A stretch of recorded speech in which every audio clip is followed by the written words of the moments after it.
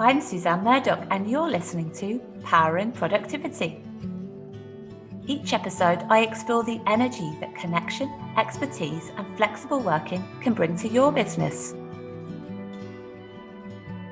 In this episode with Jean-Yves Huwart, we'll be chatting about how we can take the concept of flex workspaces and co-working and make them work really smartly for us as individuals.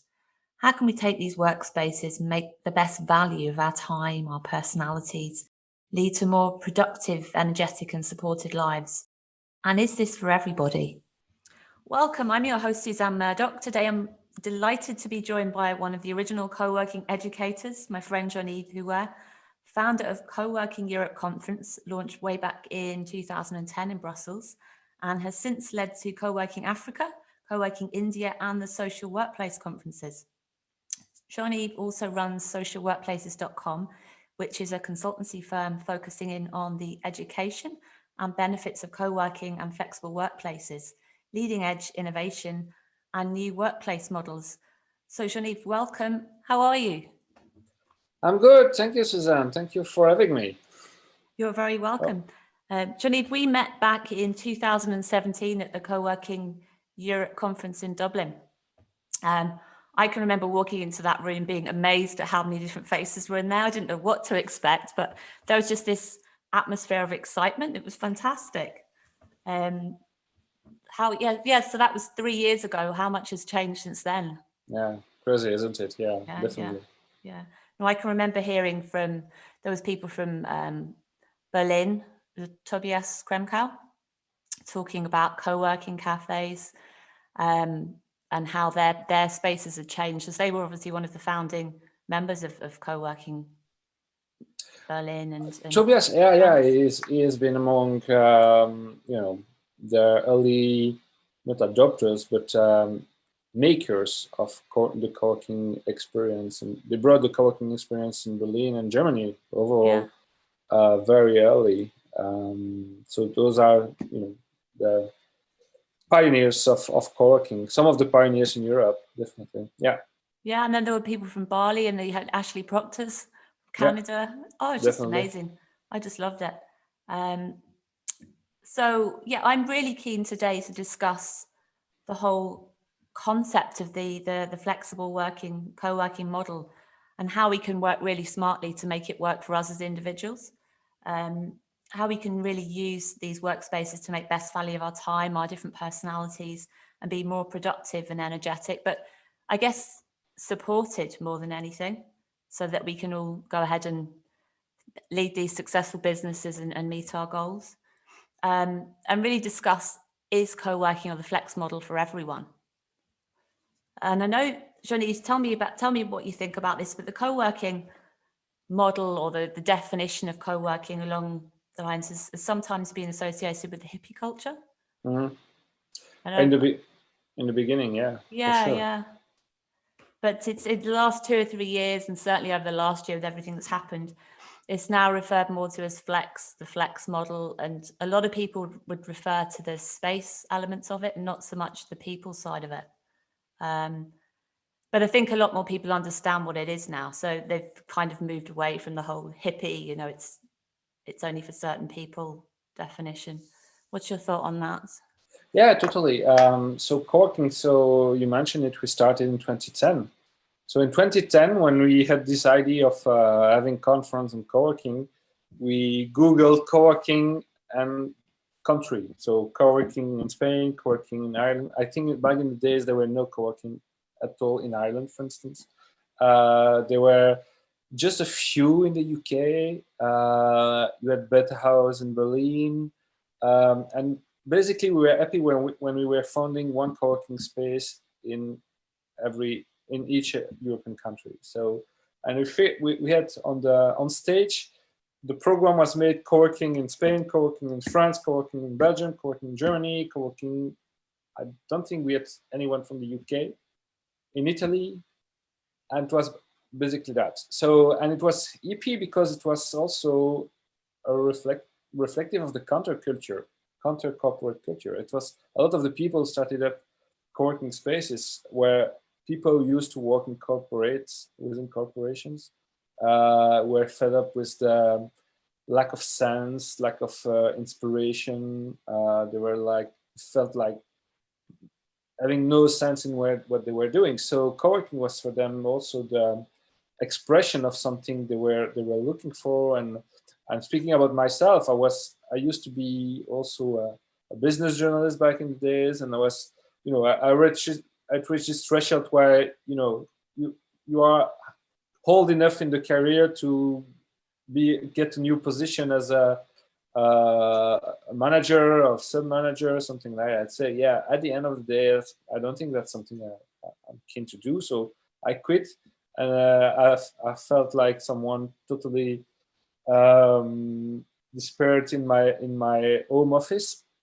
And it was the creation of the first co-working space in Brussels. And say, guess what? It was such an enlightenment for me as a user that I thought, yeah, something is happening there. And yeah, time proved that we were right, I think, about it. And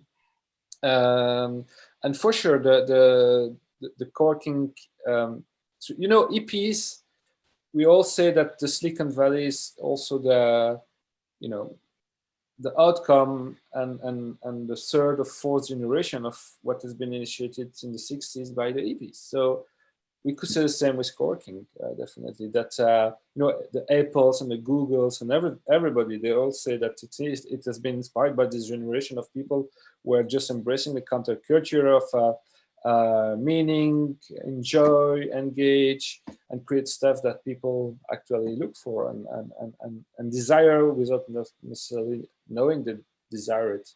Yeah. So to me, that's really reflective of that, and that's not by accident. Then it becomes a true industry and true business. That's a brilliant point. And I guess with the different generations as well, different types of working mean different things to them. So maybe about 20, 30 years ago, you had a job for life and it was with a corporate, for example. And now people work in different industries and different avenues of life, or they could have 2 or 3 jobs. And they like working in different working environments depending on the mood they're in or the project that they're working on. So things are constantly evolving. Likewise with the type of co-working and flex model that we're looking at now, you've got open plan spaces, you've got private office spaces, you've got spaces for niche industries, diverse industries. Which brings me to my next question. What are your thoughts on, do you think there is now a flex space or a co-working space for everybody in every industry? I think so, but it means also that we are, so it's now a recurrent statement about the fact that the co-working industry is walking in the shoe of the hotel industry, and that's co-working is becoming more about segmentation and branding and of work environment experience. And if you are a law firm, or if you are I don't know, social workers, or working for social entrepreneurship company or something like that, sure, you are not expecting the same kind of experience. It's not the same. You are not ready to pay for the same amount of money for the same thing, or for something different. So and this is what is really also interesting about co-working, is that, and that was something that we made it difficult in the beginning to advocate when you were speaking with outsider from the co-working industry, saying, okay, when they went to one of the early days co-working space with second-hand furniture and no ceiling and etc., and they were saying, yeah, it's look cool, but I wouldn't like to work from here because it's not in accordance with my standards as what a workspace should be. And fine, it's fair that indeed for that kind of people it was something that was not couldn't get them in, and hence also the kind of profile you had in the co-working spaces of the early days. But now, indeed, if you speak about hospitality and warmth and the fact that the workspace should be also reflective of how companies operate nowadays, because that's also when you have discussion about people who are workspace architect or workspace designer, what they say about all the office or the workspace of a company should be in terms of engagement, outdesking, the way people should be able to socialize, small meeting pods, etc. It's totally in line with what we used to say in the beginning and also now for co-working spaces. Why so? Why so? Because the way companies operate themselves has changed. The cubicles, we always refer to the cubicles of the 60s or the 50s, but less and less companies operate that way nowadays because they have to be agile, nimble, they have to be able to also to embrace a new digital environment. They also have to fit with the new culture of the generation of worker, which has entered the work life now. So if you provide them with an office which looks like their parents' office with something which is purely functional, you will have a problem in terms of talent retention also. And so co-working from that perspective is totally in line with this bigger shift to some extent, with the difference that co-working also is to some nature replication of what is happening on the internet. So it's more open, it's more, you can engage with outsiders, third parties in a easier way. You can position yourself in the community you like or not. And sometimes, we always associate co-working with community. To me, all the experience I have is my own co-working space and other and third parties co-working space. That most of the time there is no one community. It's just a generator of communities, small communities together, and people are there because they see that the values that is carried by the space fits with their own values. But not only a big deal of the people, I'm sure, in your own space just are at the Habnuri because it's the space which is the closest, and because and because it's the kind of environment they feel good with. But we don't know whether it's the only reason why they are there. I must confess, I know that a big deal of the people who are members of our co-working space are there for the same reason, because they like the space, but they're not there because they like the space. They like this. They are there because there was a set of different reasons: the price, the flexibility, the fact that it's close by, that it's easy to access, that they can bike up to there, things like that. That makes at a certain moment a cocktail of different reasons which make them choose for this space rather than the other one. Yeah. And the other thing is also that things are going also to change likely. The more we see employees coming in co-working space, and we were mentioning it before the recording, but I think in the biggest part, the highest proportion of co-working spaces, employees become the majority of the member. So it means that the decision of being in that space instead of the other is in the hand of something else than the user itself as a person. So it means that there too you have to come with a different value proposition. Of course, you people need to feel good and your space needs to fit with those requirements, but you need to add on other elements. Sometimes more technical and more, it's more about the equipment and ergonomy and things like that. And so far it's true that how important will be the social interaction with outsiders, so that the people feel better, but also more innovative, more creative, and have the ability to come with an additional added value that they bring into the company itself that employs them. This is something that is still a lot overlooked by companies. I think it will become a major driver for companies to choose to have their employees in this space or the other. But there is still some way to go before we arrive. Arrive at that level. I think from our perspective, yes, we're seeing a lot more corporate remote workers. The infrastructure, the facilities definitely need to be higher spec. They do request certain standards that perhaps weren't there even 2 or 3 years ago. Yeah. But I think to some extent they are still looking for that social interaction. That even if it's just someone in the office next door, just to know that there's somebody there, I think means a lot to people. I mean, they don't want to be working out of their houses necessarily. No, and a lot of people, I think I still, so they come to the space once a week, for instance, even if they are employees, they pay it with their own pocket. So it's an effort they have to do, because it's still very seldom that companies pays for the co-working space, unless they have office officially in the space. And most of the time, it's just need to break the isolations, to not being the home, because of their personal reason as well. Maybe And they don't have an office. Good Wi-Fi. Of course, the good Wi-Fi and the good chair and the fact that you ergonomics can, is a big thing. Exactly. And the sit-stand desks. And also that they have those 15 minutes discussion and casual conversation with someone, and that's enough. And they don't necessarily want to be in every happy hour party after 5. Honestly, I might be wrong, but I think that it's still very seldom that people, at least above a certain age, look for that kind of service or opportunity.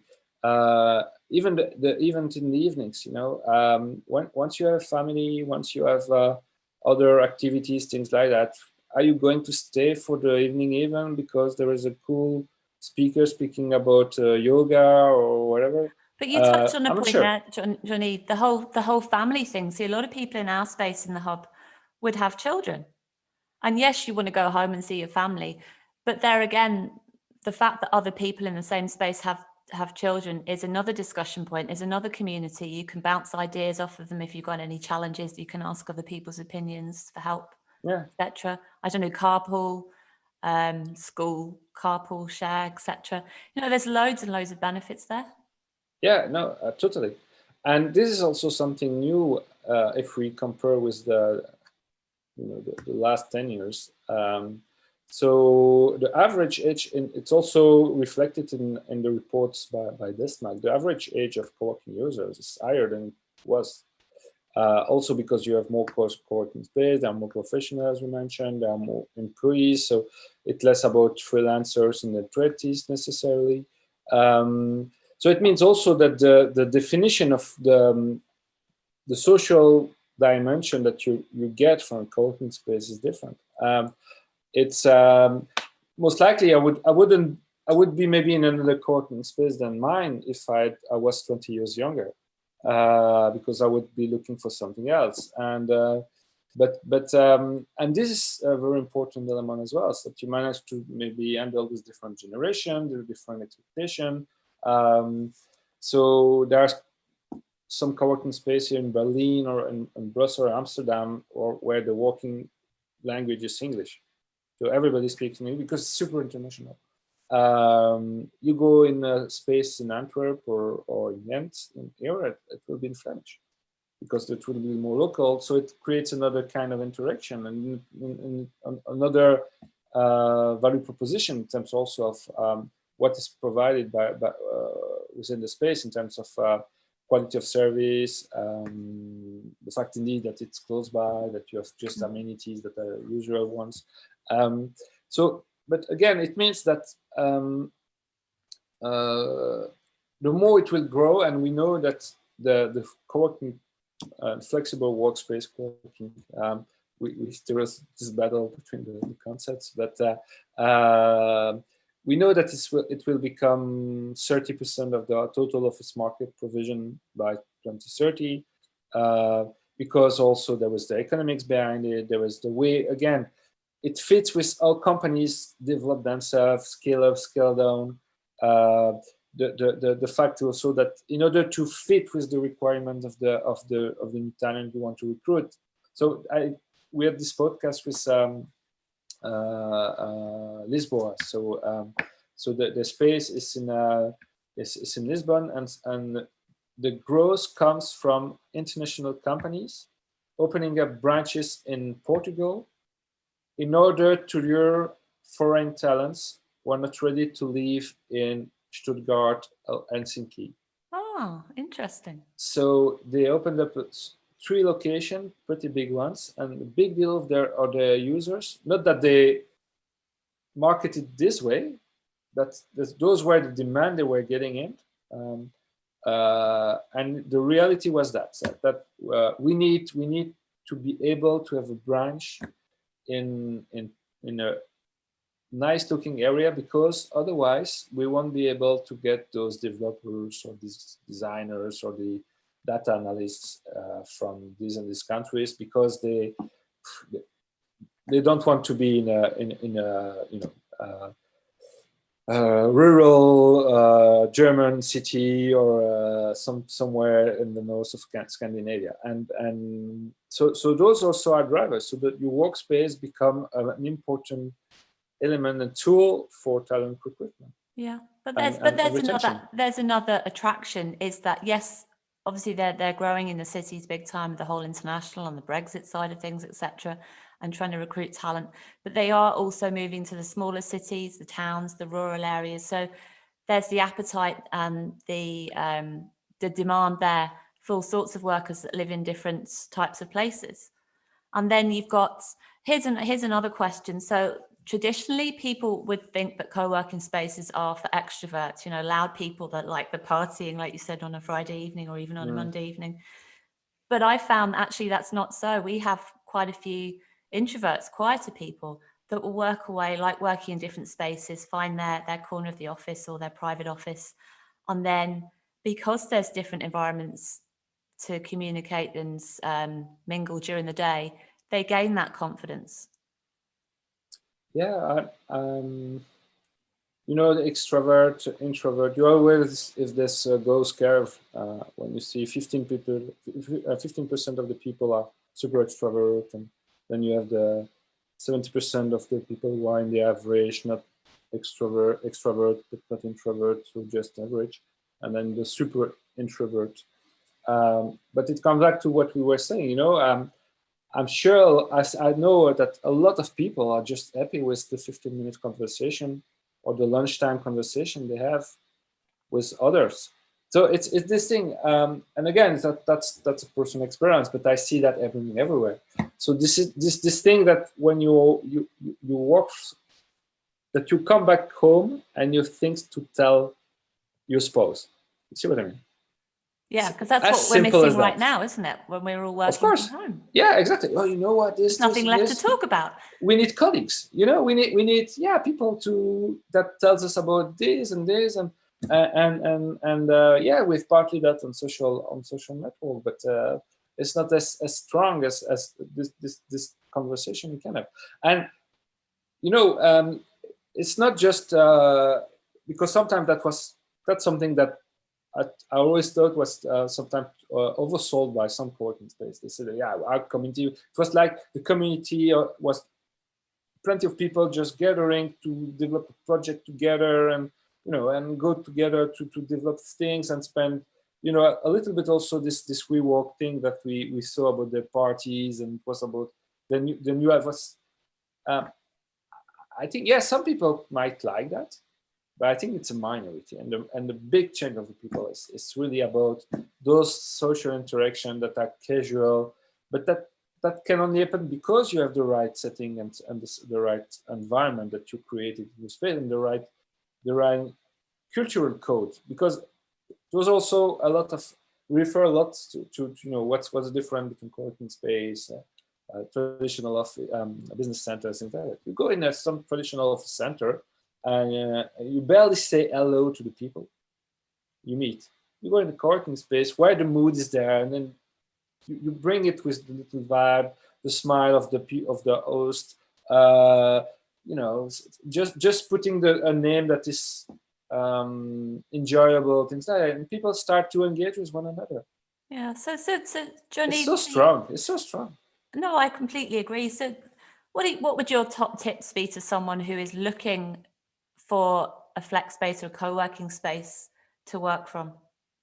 How would they go about looking for the right one for them? I think people are smart. they sniff around and they find their right space. They make the research and they test it, and they quickly find which one is the right one for them. It's my perception is that it's really a natural process. The way you would have, I don't know, birds who would go only in some specific trees and not others, or not in bushes, and some other birds would go in bushes and not on the top of, I don't know, a big oak or whatever. I think with people it's the same. You know, you have to find where you belong, um, and I have example of people also who go in different co-working space, different days of the week. One day, I have a guy who goes to Regis every Monday, and Wednesday he comes to our space, and another day he goes to another space which is more startup minded. And he says, yeah, that I need that to have to cherry pick a little bit the vibe and the people, and it's totally different. But I enjoy this difference because also just being in the same space all the time is not something I totally enjoy either.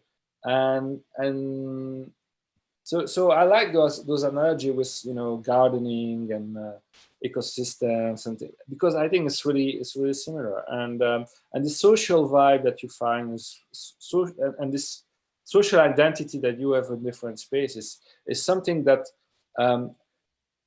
people choose you more than you choose them. Although I think being yourself makes you a magnet for people like you. Yeah, definitely. And I've seen that in every co-working space. The people who are in the space look like the people who, like the person who hosts the And space. well, I mean, let's face it, when you're choosing somewhere like that, it's more than often through word of mouth, through a referral from someone you know. Yeah. And you can also tell from the type of marketing that the spaces of the operators are doing as well. The vibe and obviously the facilities is going to be a big pull, depending on what you're looking for. Yeah, the challenge now is how to elevate that experience that we know as independent co-working space. I think independent co-working space know that perfectly, and it's really also similar to the bed and breakfast experience. So we are it's an example we have been carrying out often, but when I make back in the days I had to make a business trip. I would just pick a hotel close to the airport. I didn't care about the vibe, the color, I don't care. I just need to somewhere to sleep, close to the airport or close to the meeting location. I need to be there at 9 in the morning the day after. And I'm just looking for the functionality of the space. Of course, I don't want something with flies and that smells badly and everything. So you need a good value for money thing. And but when I'm on holiday or if I go with some friends, so I would like to go in a bed and breakfast or in an Airbnb, and the experience will be totally different. Maybe I want to have my pressed orange juice in the morning at breakfast with my well-cooked bacon, and I would just buy a bread in the bakery next door. But it will be I will be with my friend and in a new location, new setting. I will be more relaxed, and to me the experience of co-working space is exactly similar. And you will have your there. Of course, there is some part of routine, and you need to go if you want to go every day in a co-working space, you need to find some place that fits with what you are ready to have in terms of commuting routine and the people you want to be with, etc. But if you are more cherry picking, then it can be according to the mood, or you can stay 1 month in a space and move the other months to something else. It can be pretty extreme. We had one podcast with a guy with a user of the WeWork. There was this world card there at WeWork, and he was going in a new country every month or every 2 months because his team was actually there 10 people, I think, and they all they twisted a little bit the system by WeWork because they created credit card, all from California, to be able to have 10 cards for everyone. And all of them, they move around every month or 2 months. He was in Moscow when we had the interview with him. And then he was flying to Bali, and then he was going to Sydney, and then so it was before the travel ban. But so that was the thing. And he was just using it was based on the location that he had with this card for WeWork, costing him a few $100 a month. And of course, it's a young guy, it's no family, it's 3 years a year, but that's it. Those kind of experience expectation can be. Well, he must be one very frustrated guy now with this lockdown. I think it's like he's stuck in Moscow maybe. Yeah. Right? Oh dear. So here's a question. What are your top 3 elements of co-working and the flex model that have allowed you to get to where you are now? What have you benefited from the most? But the first one I was in was Impact Hub in Brussels. But I was part of the discussion before they opened it up. I was not one of the founders, but they create, community discussion before opening it up, and so I was part of the discussion, etc. So that was the first one. You never forget your first love, So Impact Hub for in Brussels, they had to shut it down in 2012, unfortunately, but that problem with management and okay.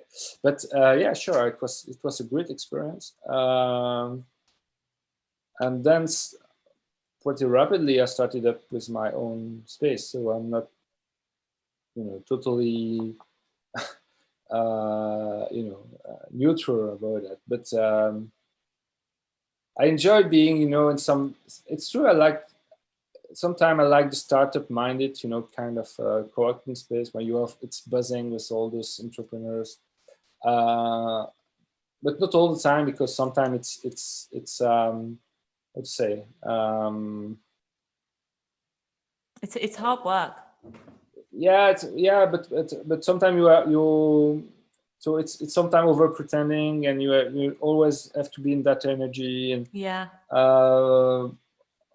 I would have been younger, I would have stayed maybe there. I don't know, but that's it. I think with a few days a month in such an environment, I think it energizes you pretty much.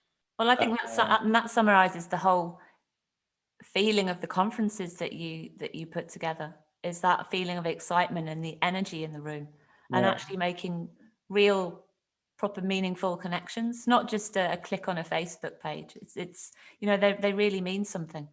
Yeah, but the great thing with having a conference and co-working is that by definition you have exciting people and passionate people who are all carried by a motivation that goes beyond themselves, and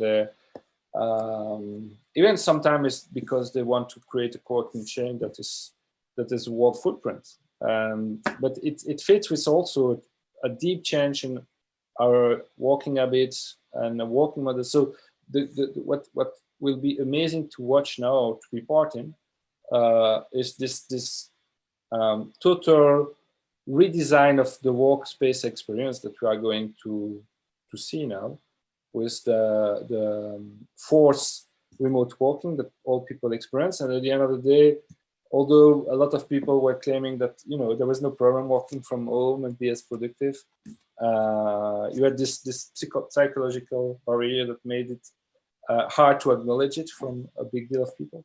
No, they all know that it works, and then you have all those companies all of a sudden who say, okay, we are cutting by a third by half all our office surface that we have nowadays, in order to let the people homework, or maybe to some level of an experience from co-working spaces closer by their home. But this will be a huge impact in terms of how do you bring jobs back in the countryside or in smaller towns that were struggling with the desertification of companies, and how to bring back new generation of workers It's a huge challenge.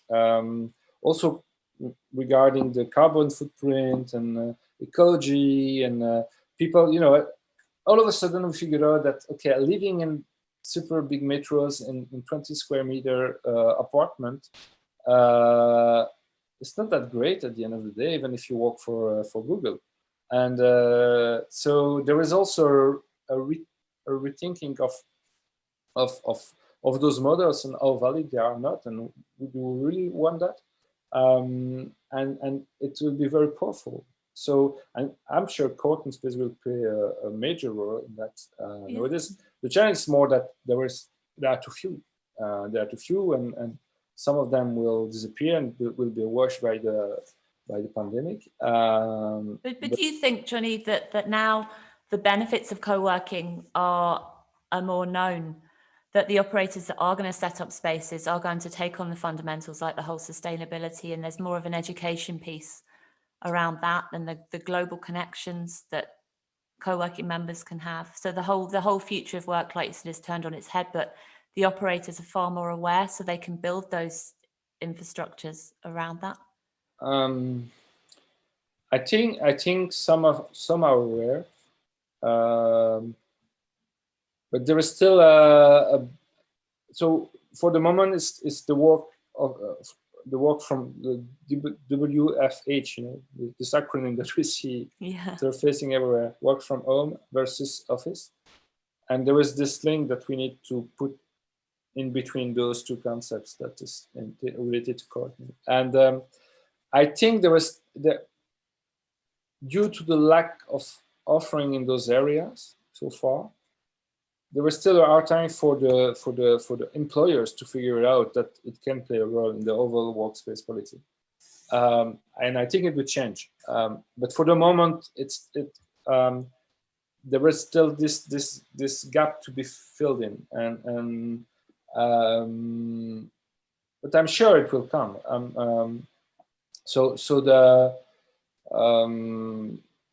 I think co-working space will be all over the place. We had this discussion with the guy from the Irish government. I don't know if you've seen that a few weeks ago. And so they have this plan to open up what they call work hubs in small areas in Ireland. So you see that in France, you see that in Germany, in some other places, even South Africa, for instance.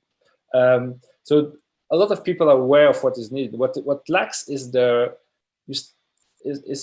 some level of professionalism also in those spaces, and also to find the right business model that make it sustainable, whereas the density of people is lower. So you can't have big space in those areas. You can't have the same level of amenities in those areas if the space is smaller. So you need to find the right fit, also in terms of proposal and how do you link that together in some consistent offering that makes it possible also for employers just to have one-stop shop platform in order to let the people go in, 100 spaces and not have to come on the door of every spaces individually just to design by themselves the offering. Yeah, so back to the whole standards and the linking up the network of similar spaces with similar standards, so people know what they're going to get. Exactly. It does what it says on the tin. Exactly. Yeah. And that's where there is still a few missing links there. Although there are a lot of online platforms that we know, it's still hard to figure it out unless you are. So there are not now some advisory company creating packages, but for the company itself, it's not like a standard. So this slows still the process. But on the other hand, a lot of small spaces in the smaller town, once they have two companies, they are full. And so you have a capacity issue as well there, strangely enough, that needs to be addressed. And so it will be exciting time to see that happening and how it will be happening. But my question mark is how long it will take before we figure it out and that some players just weave that together. Well, I think it's really exciting. I mean, look how far we've come in a year. It's been amazing. Oh yeah, the future of work, is it going to be exciting? Yes. And there's a Yeah. huge range of different flexible spaces and working environments that I don't think people were aware of before. So, if anything positive has come out of this, it's No. the education piece on the future of work. Yeah. Yeah. It was done the harsh way. Certainly was. but definitely no.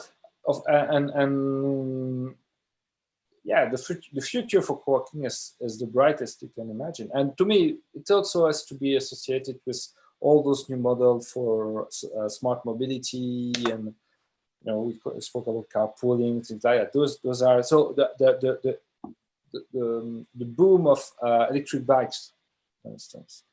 I think we are not aware of how impactful it will be also to make small towns attractive. Because instead of maybe if you are biking somewhere, you have to bike a radius of 5 kilometers around, maybe 10. Now you can consider 20 kilometers or more. That's a huge shift in terms also of outreach that the co-working space can have for that. For some, yeah, it's there are a lot of boxes that are going to be ticked from that way, but we need also those services to become more articulated with one another and have this vision that that connects the dots more and more in order to deliver on that. Jean-Yves, we're running out of time, unfortunately, but tell me this, are we going to be meeting up in Vienna in November, December? Yeah, we work on that. So we have a venue, we have we made a special deal. So if you book the virtual attendance now, you save the opportunity to go for the super early bird price to Fantastic. Vienna. We know that it's still a difficult time to make a decision about buy a ticket for a conference. Well, I'll definitely be there. If we're allowed to travel, I'm there. And so the vaccination process, okay, although it's slow, normally by this summer, we think that it should be something delivered. I hope so. So it means that we will still have 4-5 months time just to make a decision. So for us, the conference is taking place. I mean, for the people who choose to travel up to Vienna, they can make a decision in a safe way. And worst case scenario, they can attend the conference virtually. Jean-Yves, thank you so much. Listen, where can people find out more about you? How can they get hold of you? Coworkingeurope.net and socialworkplaces.com. That's more the service part of what we do. Fantastic. Jean-Yves, thank you so much for your time. I really appreciate that. And all the work you've done towards the whole co-working model, flex work model, co-working model, whatever you like to call it. Thank you. You are welcome. Thank you for having me. All the luck in the future, and we'll speak to you soon. Likewise. Take care. Bye-bye, Susan. Thanks to Jean-Yves Huwart. I loved his analogy of how co-working has evolved and been inspired by the different generations of workers and by the demand and requirements that come with that, be it the connections and or the infrastructure side of things. Coming up, we have some really interesting episodes on what does success look like to you and recovering your autonomy. Thanks for listening. You can find more information in the show notes or on our website, thehubnuri.com. While you're there, why not join our mailing list so we can keep you in the know about everything we're up to? And don't forget to subscribe to our podcast wherever you listen so you don't miss an episode. Powering Productivity is presented by me, Suzanne Murdoch. It's produced by Emily Crosby Media.